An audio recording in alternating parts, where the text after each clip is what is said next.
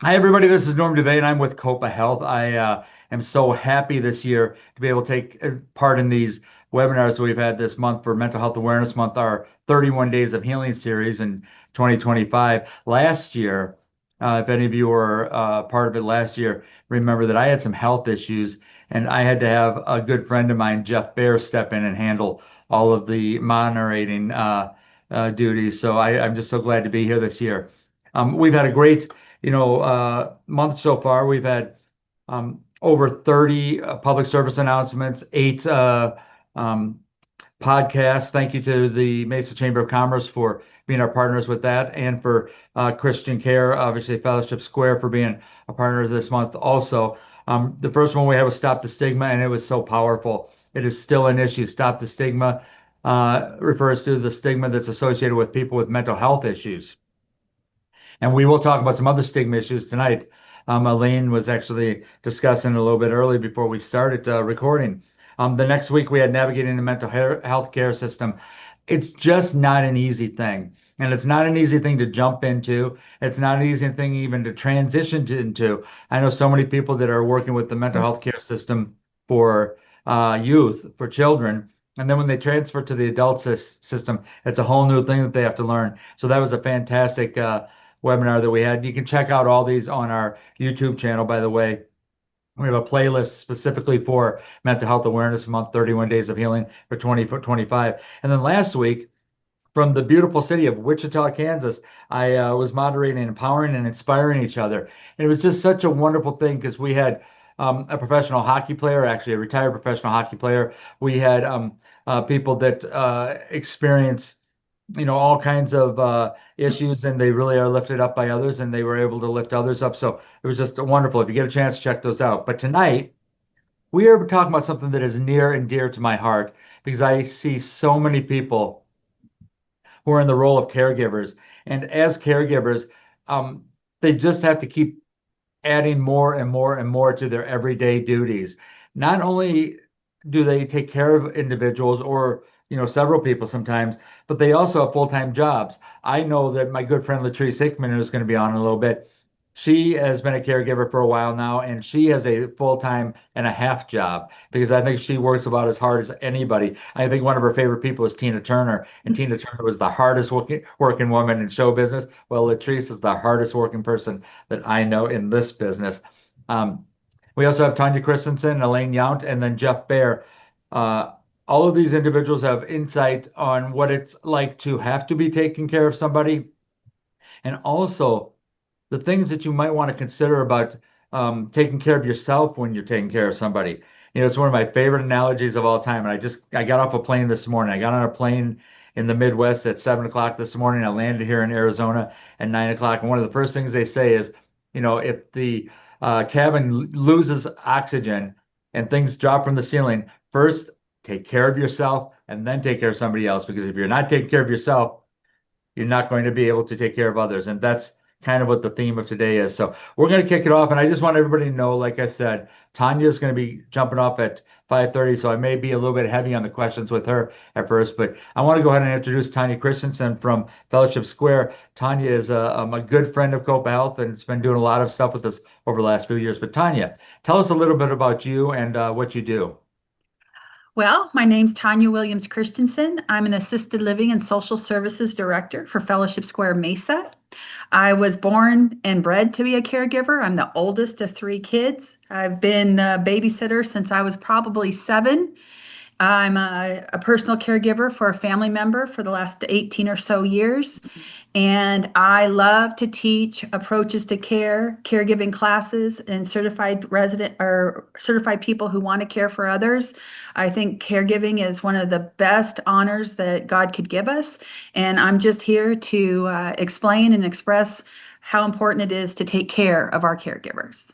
Yeah, that's wonderful. And I have to tell you, last week we had on the Empowering webinar a woman who was dealing with some mental health issues, and she happened to have a fantastic family that was supporting her. Erin, if you ever get a chance to check out last week's podcast, she's actually got a book launch and a big event coming up. But Tanya, you have a fabulous family that supports you in all the things you do. So I'm just so glad that you're here today.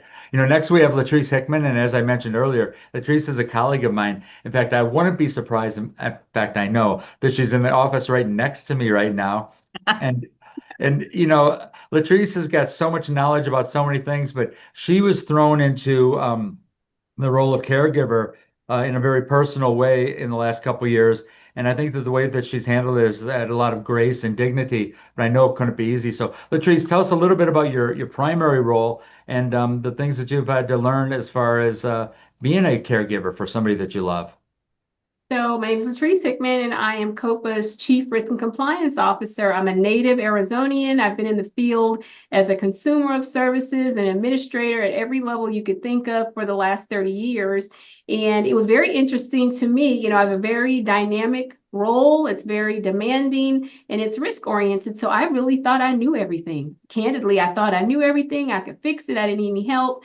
And recently, my husband had a stroke, and I became his sole and primary caregiver while balancing a job. And so, what I've learned intimately is I don't care how strong you think you are, how great, how much you have it together. You must have a village of people that you're comfortable relying on, and the little things matter. It is about the journey, not the destination. And so that was very telling for me in the times that I had to, support my husband and still maintain my role at COPA, and the wonderful people at my employer's office that helped me. They're like family. Yeah, and I have to tell you, when we talk about situations like Latrice has been in, there is never any shame in telling people, whether they're family, friends, or colleagues, or people at your church, I'm overwhelmed right now. Because without saying that, people may often not know. Because I'll tell you, Latrice always looks like she has it together. So I'm so glad that she's willing to talk about this. Next, we have Elaine Yount, and Elaine is with Successful Aging Arizona. And we were talking a little bit earlier about dementia, Elaine, and the difficulties with people not accepting a diagnosis of dementia or even recognizing it. So tell us a little bit about you, a little about your role, and on what we expect to hear from you tonight. Okay, well, I own a company called Successful Aging AZ, and it is primarily based to help families through the aging process and through the dementia process, because people don't know what they don't know, and they don't know all the resources that are there to have them. I started this business several years ago, but I started it full time a year ago last March. Prior to that, I was the director of dementia care and the director of care management for one of the Visiting Angels non-medical home care offices. That was really one of the founding, like the big companies, the home care since 2004 here in the Valley, great reputation. And I was told to get a hold of adult children. And I came from a background, I worked at a company for 18 years that did educational vacations for seniors. And I watched 5,500 people every summer. Those were our clients. And over 18 years, I watched 350 people age and the process and how it went. And it was a laboratory. And as I got in with Visiting Angels, I found that the people who had education and just had interest in kind of doing things a little bit better, a little bit differently, they were easier clients. There was less stress, there was less trauma. And so I just became an educator. I teach all kinds of classes on aging, how to prepare for it, what you need, what you don't know that you need to know, what kind of plan B there is. And I have a plethora of dementia classes. Tanya and I have the same kind of training in terms of working with dementia, and it's very OT based, meeting people where they are. And I work one-on-one as a coach, as a consultant, as an advocate for families. I teach them how to be long distance caregivers. And this is so important to me because in the last year, I have watched caregivers die before the people that they're taking care of. And it is wrenching. And some of them tried so hard to not put burdens on their family. They didn't want to tell them. They didn't give them information. They didn't do the very basic dotting of I's and crossing of T's. And then their family had to pick up the biggest giant crash of all. And just recently, a caregiver put his wife into a senior memory care community, and he went to the doctor for the first time in 3 years. He had a heart problem, he had diabetes, and he had cancer in one of his ears. And it is earth shattering to the people. I run 4 support groups. So I've got a lot of people that I'm extraordinarily close to, and the intimacy of helping people get through these things. We practice saying the words, I need help, because people are willing to give help. They're not willing to ask for it. Yeah, I love the concept of successful aging because I had 2 examples in the last 18 months of people who did not age successfully. And by that I don't mean that they died prematurely, because both my parents were in their mid 80s when they died, but neither one of them were prepared for what they were going to have to deal with. And they left their children struggling. I mean, I used to always say I love my parents to death, but now that they passed on, I realize I love them even past death. But we're still dealing. I just was dealing with something just a couple weeks ago that my dad was, neglected to take care of. So, but thank you so much for being here. And then finally, we've got Thank you Jeff for having me. Baer. We've got Jeff Baer, and Jeff has been a friend and a colleague for so many years. And I asked him specifically to come on because Jeff is a classic example of somebody that moved um, hundreds, if not thousands, over 1,000 miles away to be around somebody that needed help with care. And I think he discovered a lot of things in his journey of trying to take care of his brother, it happened to be. And it's not always just knowledge, willingness, and energy. Sometimes you can fail even though you're doing everything right. So Jeff, tell us a little bit about you and your experience, not only since you've been in Arizona, but even maybe prior to Arizona when you were commuting a little bit to see your brother. Well, I'm about 10 and a half years into being in Arizona now, and my brother moved here in 2006. I was still in the Bay Area, kind of finishing out my life with the 49ers and the NFL alumni and all that kind of good stuff. And I was a little frustrated with where things were, but my brother was not doing well physically or mentally. And I was making multiple trips, 4 to 6 times a year, coming down to the valley to take care of him for this surgery, that surgery, and not even really realizing at all or thinking about being a caregiver. Just like, it's the old you do what you got to do kind of a thing. Um, and then we got into a situation about 10 and a half years ago where my brother, who, he's my brother, so I couldn't tell him he was right when he said it because he was my brother. We got into this conversation. I said, something's going on in the Bay Area. I'm just fed up with this thing. And he says, well, why don't you move down here? And I said, Richard, it's not that simple. He says, why not? He said, mom's dead, dad's dead, your dogs are dead, you're divorced, you're done with the 49ers. I'm here. What's your problem? And like I said, I couldn't look at him and go, you're right. This is where I should be. So anyway, I went home, thought about it for like 20 minutes, and I made the decision to pick up and come down. And it was there was it was a rocky road. He got worse, and he passed away about 3.5 years ago. Mm. And it was really tough because it was one of those things that all of us know when you're the caregiver, the person you're giving care to, they got to want to get better. They got to do the things that they're supposed to do to get better.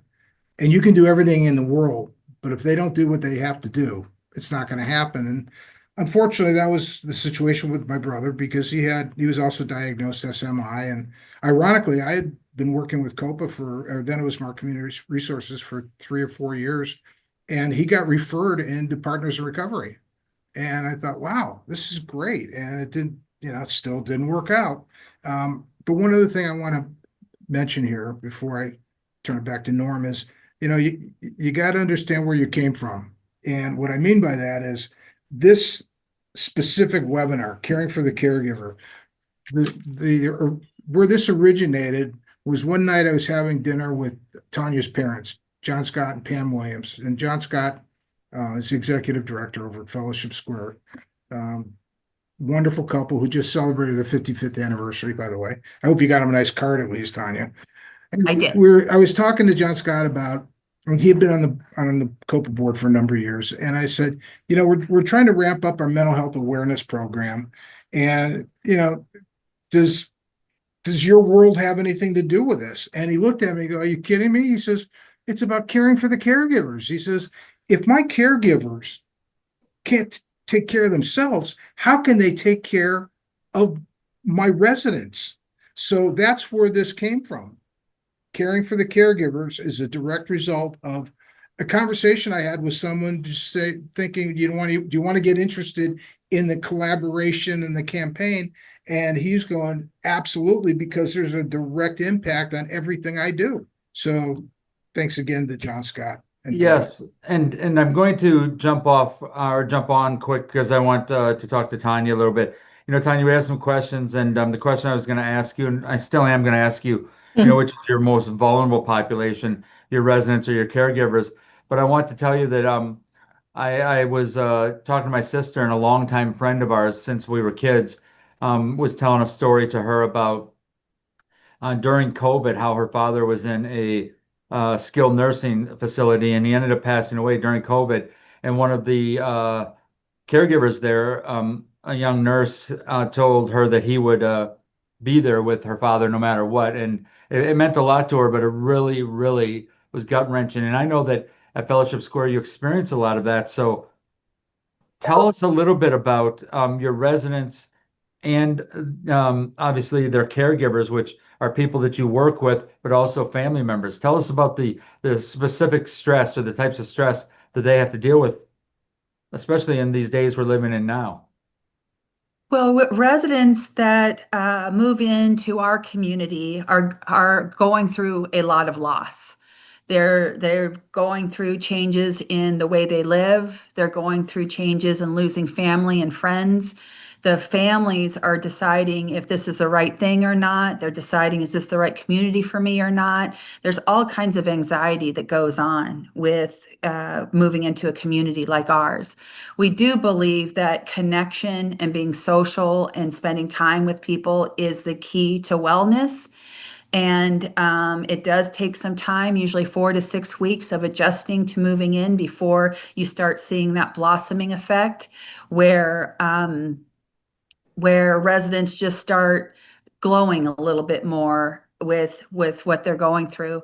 But families have a very difficult time deciding if it's the right thing or not, if it's the right time or not.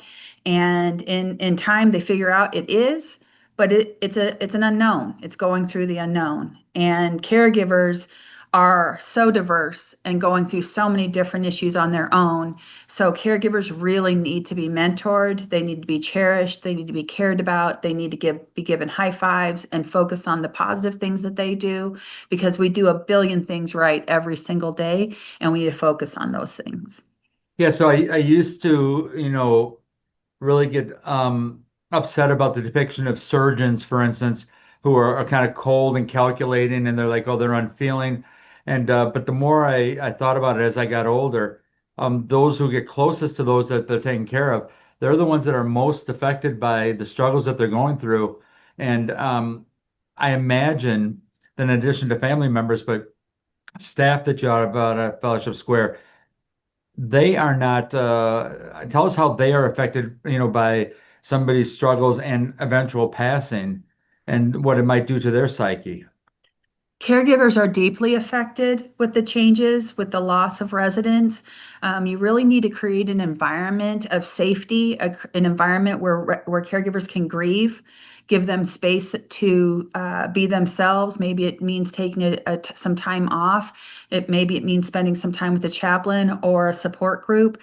But grieving is a huge part of the caregiving process. So I would say caregivers are deeply affected as much as the families are affected when we lose a resident. So I'm gonna jump over to Elaine just for a second, and Tanya, obviously, if you have to jump off, we appreciate it. But Elaine, I just want to ask you, with the people that you work with and the struggles that caregivers might have, what are some of the things that you try to help guide them through or deal with? Because for many of them, probably for most of them, this is the first time they've had to deal with a specific set of circumstances, especially somebody that's might be dealing with dementia or Alzheimer's or memory issues. You got me teary-eyed kind of straight off the bat, in a couple different ways, and I'll go through some of those things. But when you talked about who is more vulnerable, you asked that question to Tanya. And in my world, I feel like the caregivers are more vulnerable than the people who have dementia. And the caregivers are spouses, their children, their family members, their whatever, because there is something very unique to dementia, and then I'll address it. But I think this is so important to share. People who are caring for people who have dementia have this innate feeling of responsibility, that they are responsible for their loved one's happiness, and that they somehow can change the course of direction of the condition.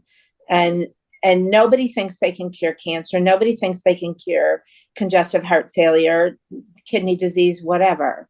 But they really believe that they are the key to making the life of their loved one better. And the pressure that that puts on them is beyond comprehension. So when people are struggling, support groups, I have found to be so incredibly healing and helpful, because you create a family of safe space that you can talk about anything. And in support group, the biggest, toughest, tiniest, everything have shared some of the deepest, darkest secrets of things they have thought, things that they have done without meaning to. And I don't mean, horrible, unconscionable things.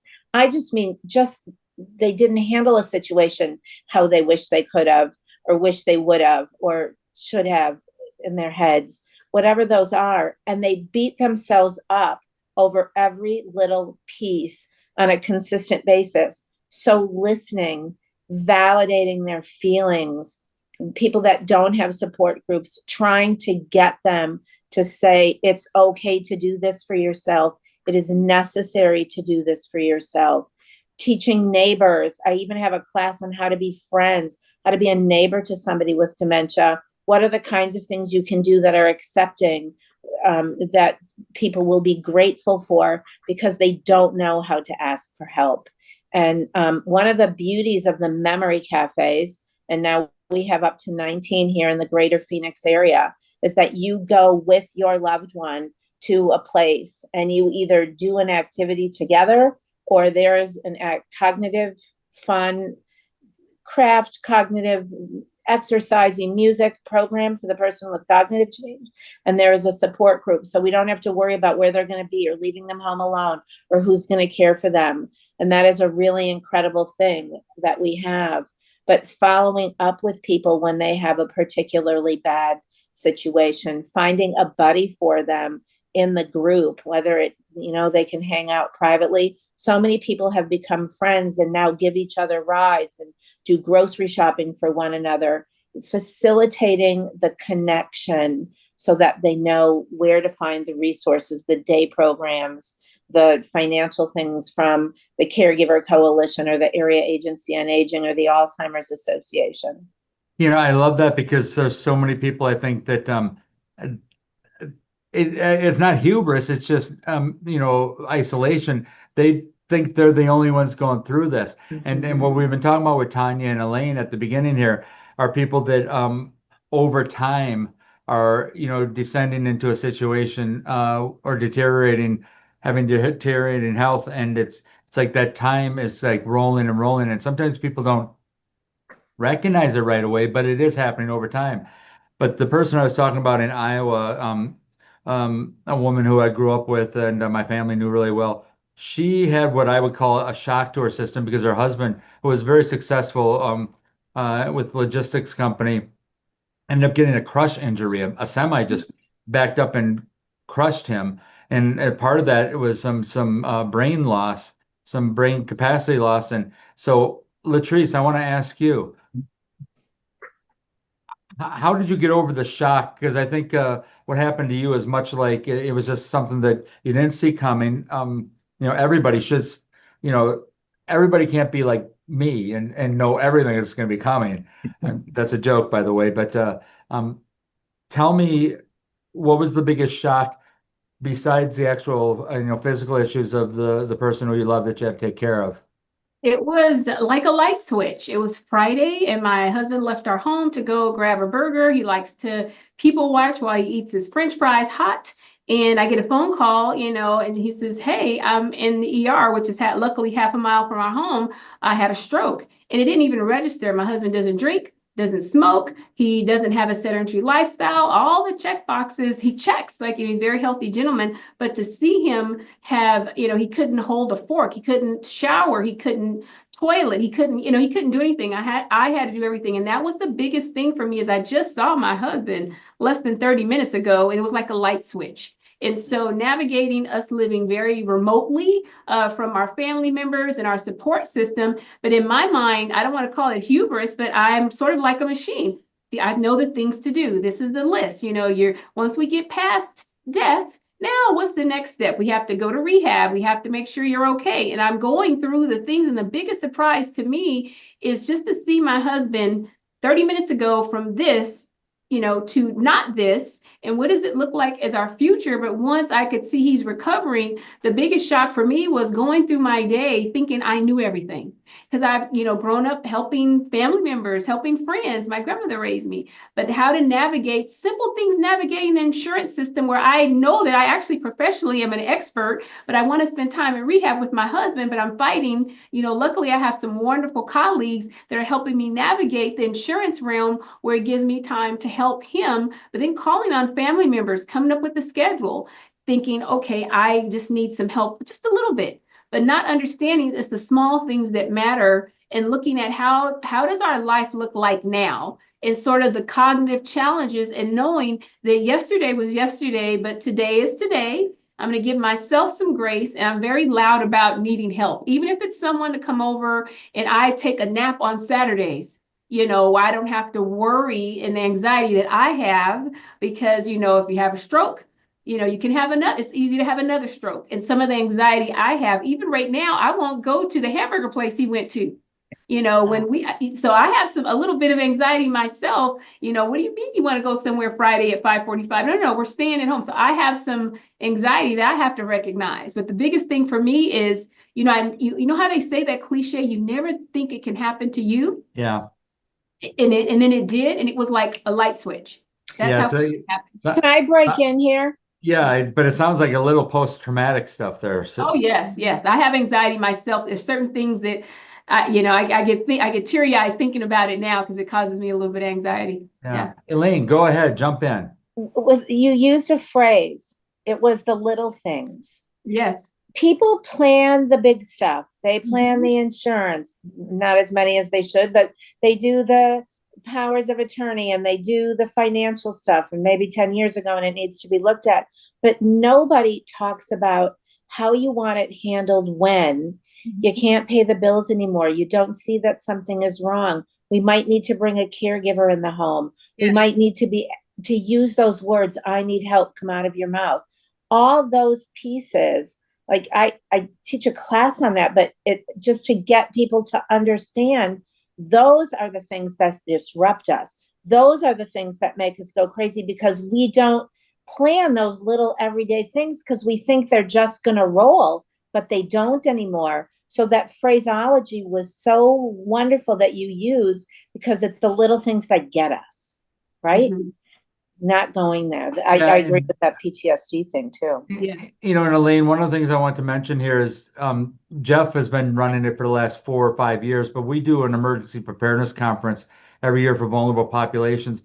And when people talk to us about why we do this, it's not because we're going to predict what the next emergency is going to be. It's rare that happens.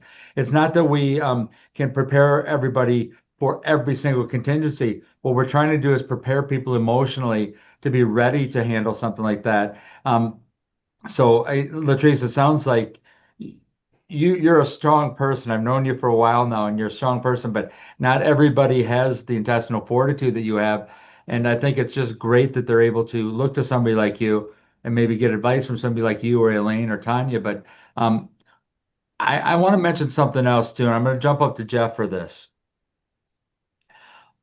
What happens when you do know how to handle everything and you think that you're emotionally ready for it, and then things still don't go your way. 'Cause, Jeff, I know that you so many times with your brother Richard, um, felt like you had this, and you would say to me, "Yeah, I mean, this is going to happen. This is going to happen," and I'm so grateful that we're moving forward this way. And then it falls apart. And tell me a little bit about your thinking when all that was happening. I think for me, the one of the biggest parts of this was the mental approach, my mental approach to all of it. How because I knew it was going to happen. It was not going to get better. We were told it was not going to get better.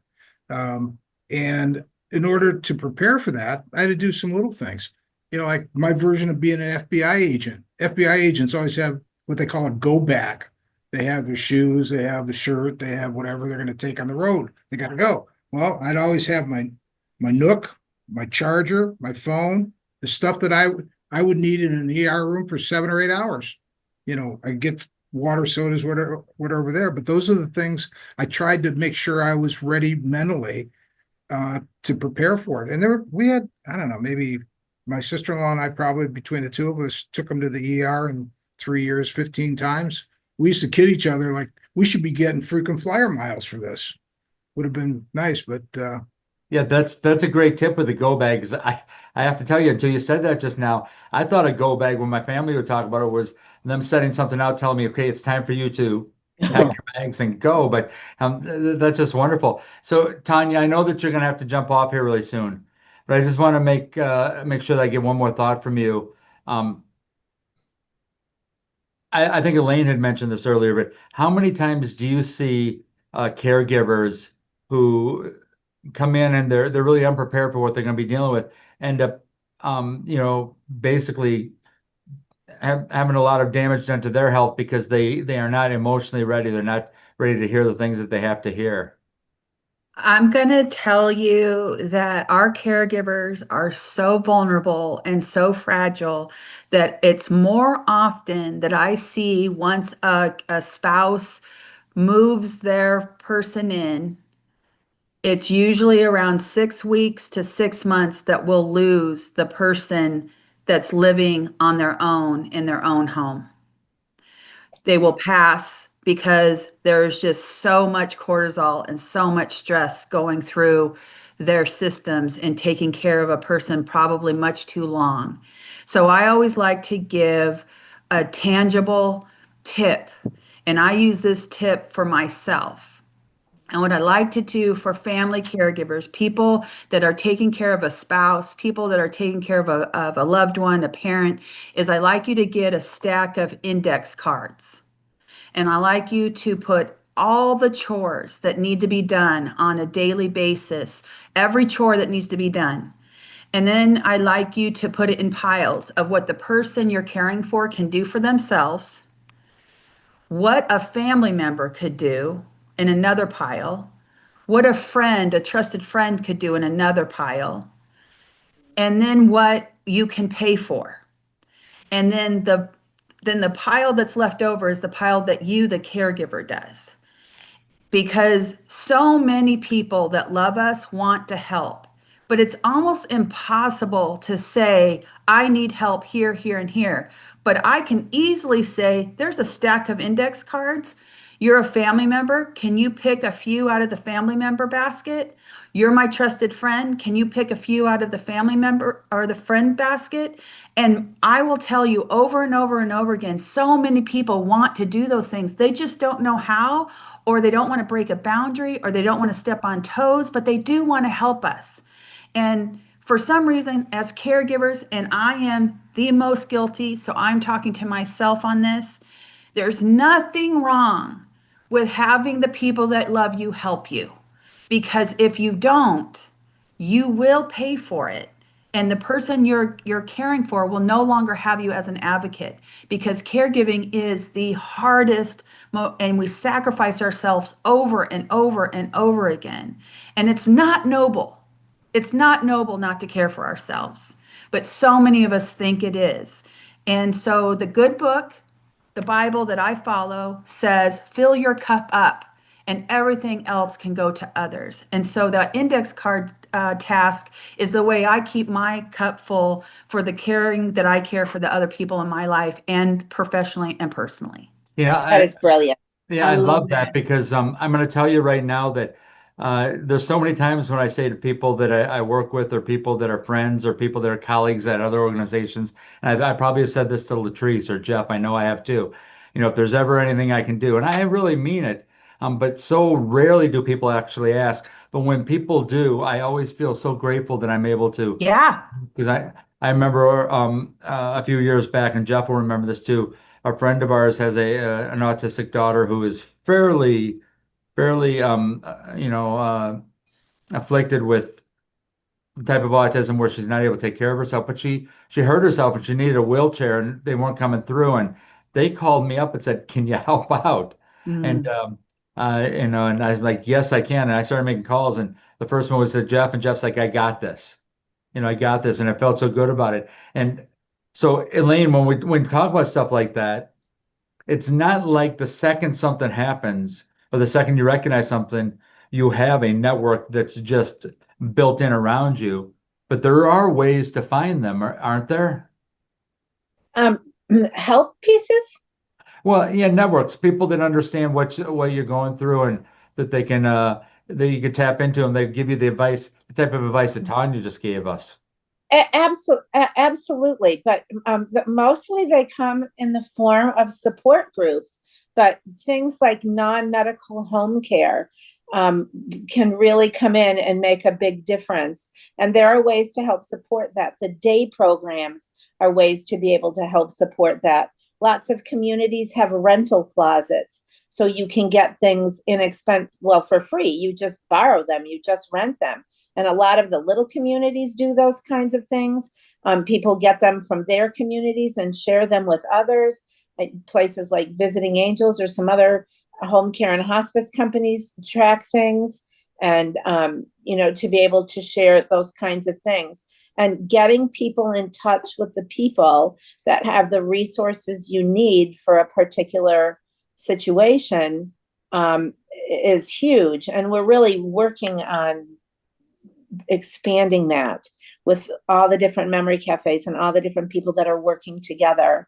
The agencies, the one thing that really came out of COVID is the concept of working together and the lack of competition. We kind of put the competition part to the side to say, no, this isn't this. We have a common goal, and it's serving the people. And there is so much interaction between agencies that do similar things, whether they be nonprofits or for-profits. They're actually working together as team members to serve the people that are needing. We don't have the right caregiver, we give it to you. If we don't have this kind of thing, we call you and say, how can we help, or how can you help us out? We work together as teams, even sharing agencies for families. Lots of those kinds of things are happening. And I love that. And it's a great answer so that people know that there are, avenues out there. Let's just say avenues. But I'm going to jump back over to Latrice for a second, because I'm going to throw a little bit of a curve at her. I met Latrice's husband, wonderful man, but I don't know him like I do Latrice. But I also know that a while back, Latrice got a hold of me because she was supposed to be attending a function with me, and her somebody else that she loves was in an accident, and I just thought, Latrice, I didn't tell you this at the time, but I just thought to myself, how much more can a person take? But how do you feel like you were able to respond to the situation? I don't want to mention who it was in case you don't want anybody to know, but how do you feel like what you had to deal with your husband helped you basically deal with this other situation? Well, actually, I'm comfortable mentioning my grandmother, who had 2 knee replacement surgeries, 86-year-old, doing really great and otherwise good health, clear to drive. As she's healing, she gets hit by a car.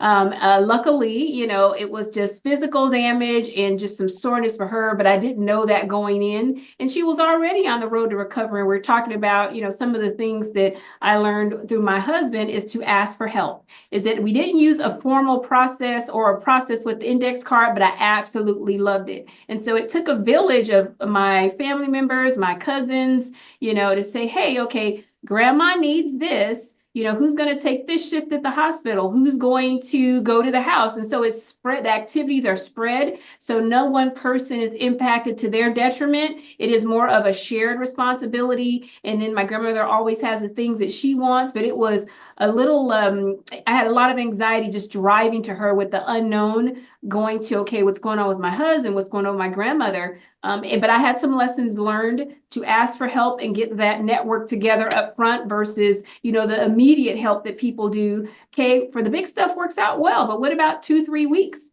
Simple things as people coming in the home and making sure, the dishes are washed and the meals are prepared. And so that experience with my husband said, okay, we're going to have a plan, but it's not me just by myself. Let's get everybody together and figure out who can do what when. But of course, once I saw my grandmother that she was doing okay, that put a lot of, it helped me process quite a bit. That, I love that.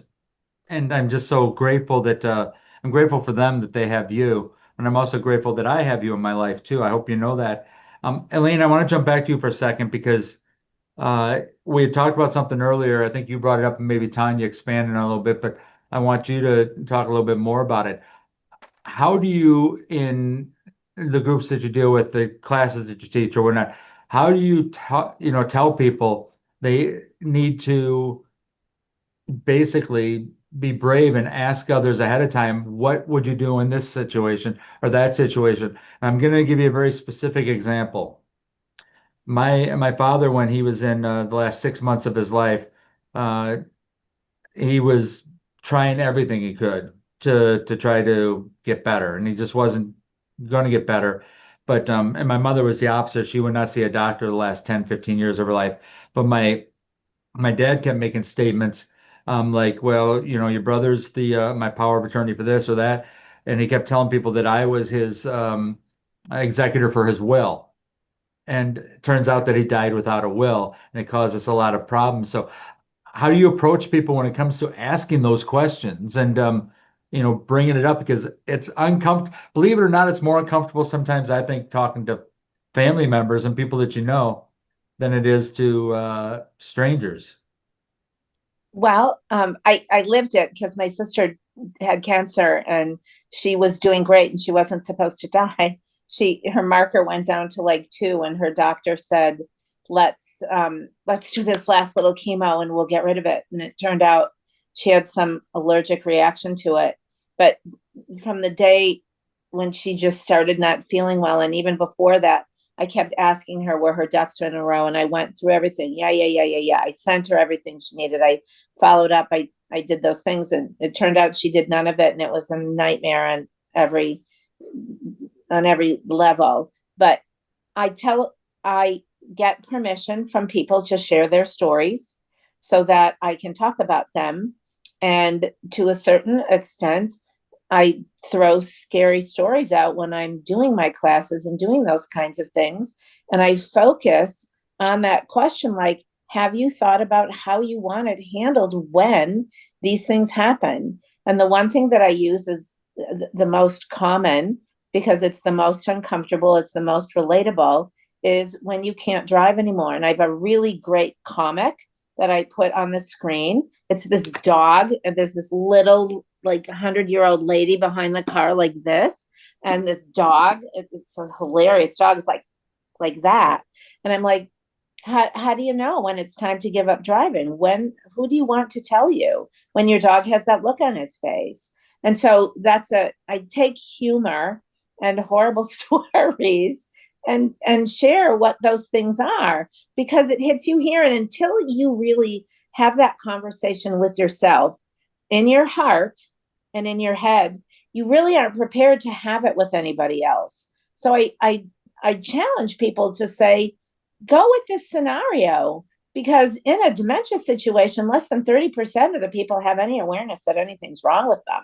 So they can't say, maybe it is time. We were lucky. My dad turned over the keys. He got hit by a car. No, it's just really a fender bender, and it was their fault, but it shook him. He was 86 and he lost his confidence. He lost his edge. And he said, I got to turn over the keys. Like, I'm afraid to do it anymore. And we were blessed with that. But I use humor a lot. I do get permission from people to tell their stories. And in the support groups, there's enough people telling their own stories that are so outlandish, you could never even have that kind of imagination to bring them up, and they're real. Yeah, I love that so much, and you brought up an example that I've had to deal with in the last couple years and in the last couple months. My mother actually um, had a fender bender, and the police showed up because the guy took off, and she thought maybe it was his fault or whatnot. Turns out the guy didn't even know he hit her, but she willingly gave up her license and everything, and so it was wonderful because my wife, who's actually up in Iowa right now, helping out her mom because we basically had to convince her mom to give up her driver's license because of a very similar situation. And it helps so much to be able to say, Norm's, and we all grew up together. We all knew each other growing up, but Norm's mom did this willingly. And there was no shame in it. There was less shame in it then. So I think that that's so important. Can I can I throw something Yeah, out there? yeah. I was going to ask you, Jeff. You could throw it out there, but I also want to ask you about situations with because your brother was very headstrong. Mhm. First of all, go ahead and tell us what you're going to tell us, and then give us a little advice on how to deal with headstrong people. Well, he was, and the driving was an issue until it became, he just realized that there's no way he could do it. But um, when my father was in about his last 6 months, he was in the hospital, and I was talking to him one day, and I said to him, we were talking about a day that we had breakfast at a restaurant, and he made a U-turn around 4 lanes. And I said to him, if I ever see you do that again, I promise you, I'm going to go to the local police department and get your license pulled. And he got really mad at me. And he said, don't do that. Don't. And I said to him, the thing you have to understand is that driving is not a right, it's a privilege. And boom, you talk about the lights going on. He got it right there. He said, I don't want to be the guy that's in the paper because I ran over a lady and her children in a bassinet and all that. Um, so sometimes I think you just have to, you have to be real and gentle. And that's that line about, the driving is not a right, it's a privilege. It brings it down to earth because it says nobody's got the right to drive if you're not doing well at it. Because I remember, it's been at least 6 years since I was in high school. But I remember my driver's ed class. One of the first things they taught us was when you're driving, you are handling a lethal weapon. So, you know, I want you to get back a little bit though, because when you were dealing with your father, Maury, what you told him, it's kind of like a soft, sweet way to do it. For others, that might be like a really harsh way. But Yeah. tell us a little bit about with your brother Richard, because I know that there was a lack of some capacity, but a lot of obstinance, because he was, a man who was used to take care of himself. So tell us about some situations where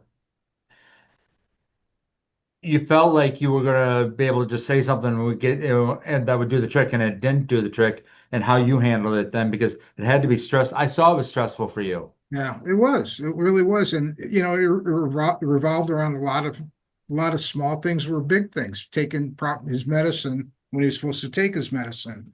Um, Never wearing the sleep apnea equipment when he was flat out told, you're going to wake up dead one day if you don't do this. And whenever we'd get into a conversation and he'd say to me, don't worry about it, I knew that was the line. That was where, when he was telling me, don't worry about it, that's when I had to start worrying about it. And we had a great relationship. It was fun. It was, sometimes we went at each other like brothers do. Um, but at the end, he knew I was totally there for him, as was his wife.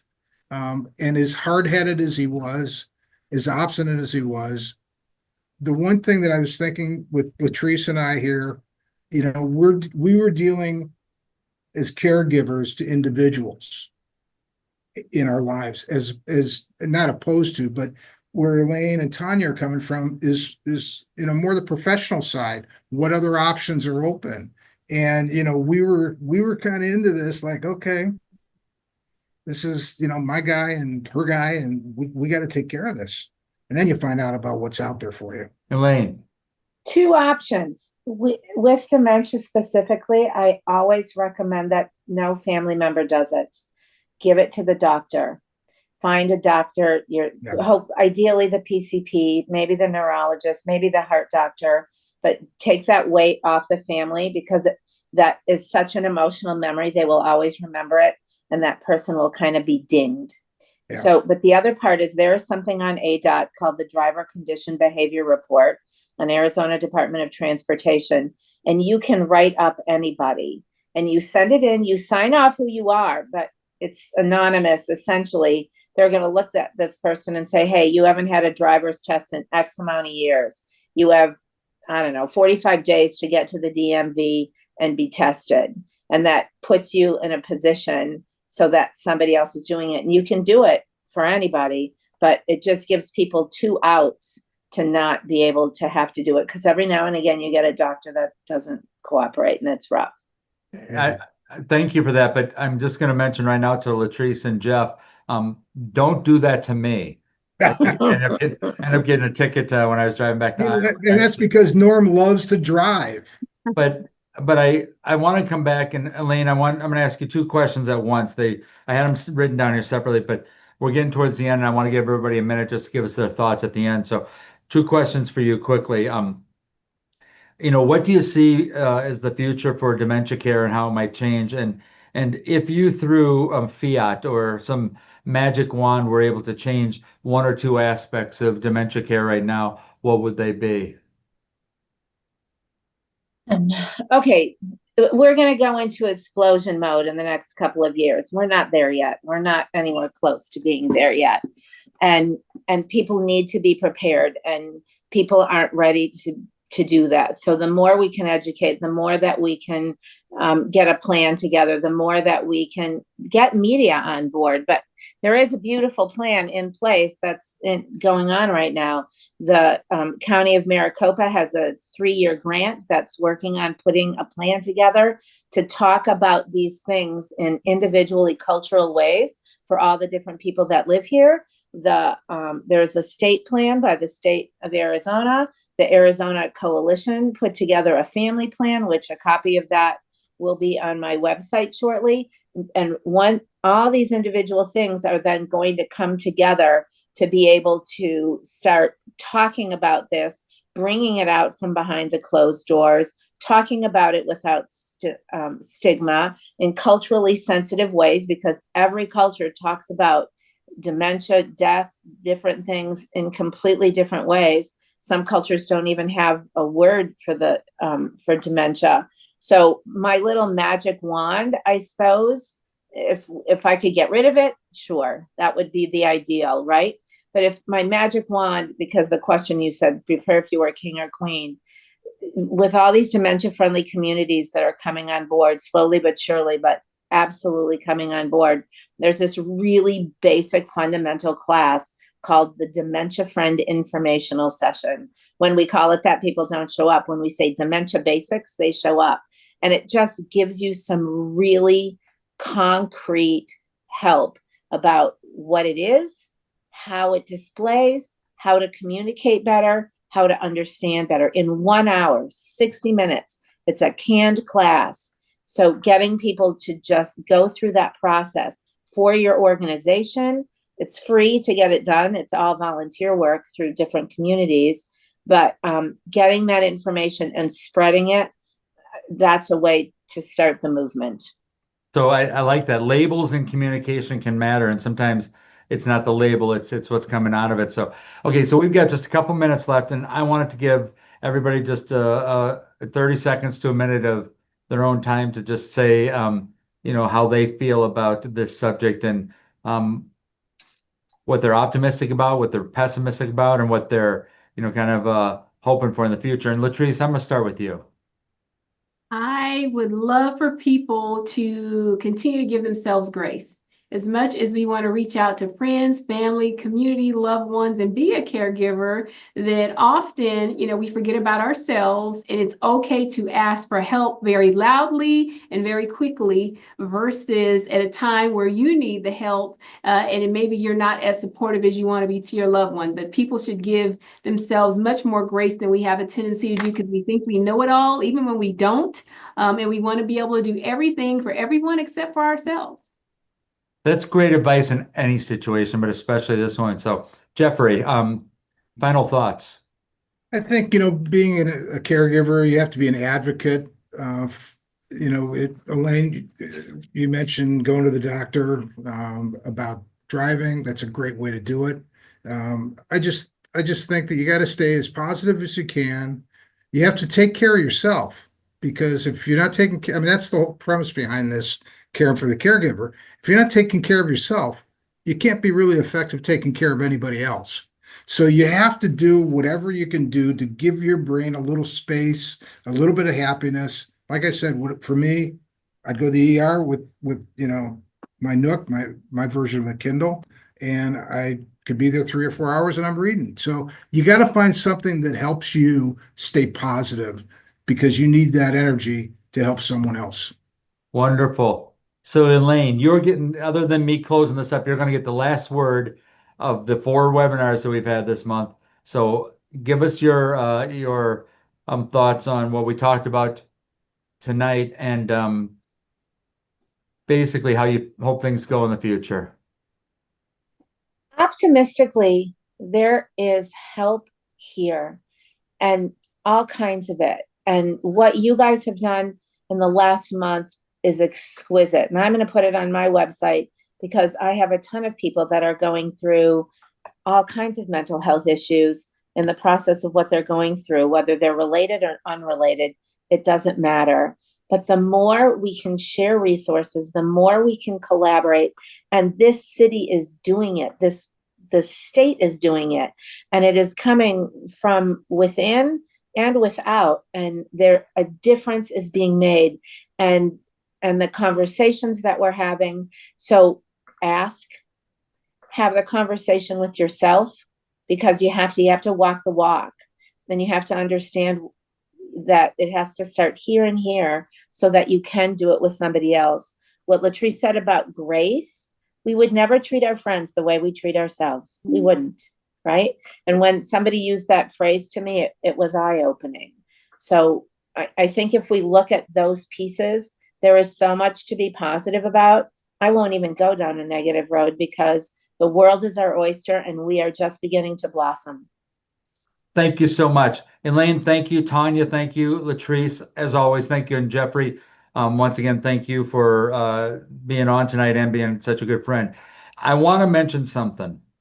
When people have the hiccups, they will do a search on Google. When somebody doesn't understand how to, change out the flange on one of their sinks, they will search something on Google. When somebody wants to understand the best place to go get something to eat because they're really craving some fantastic Italian food, they go to Google. Well, guess what?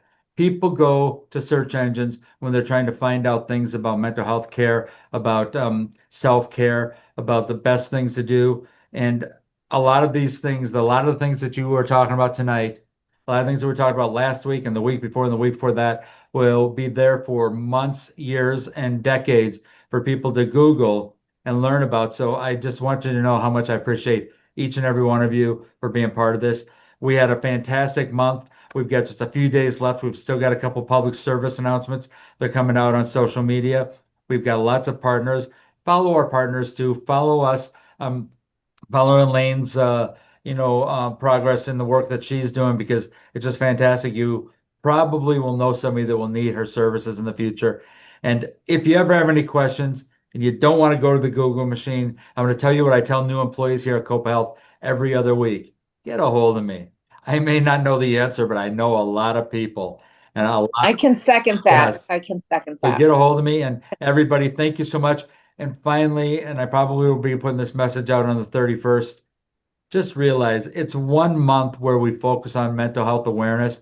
but it's something that should be focused on every day, especially for yourself and the people around you and the people that you love and care about. So thank you all, everyone. And we will be looking for you for other events that we have in the future. And obviously, next year we will be doing this all over again. So I appreciate everyone. Thank you Thank you, Norm. for including us. Thank you. Norm, you're amazing. All of y'all. Back at you.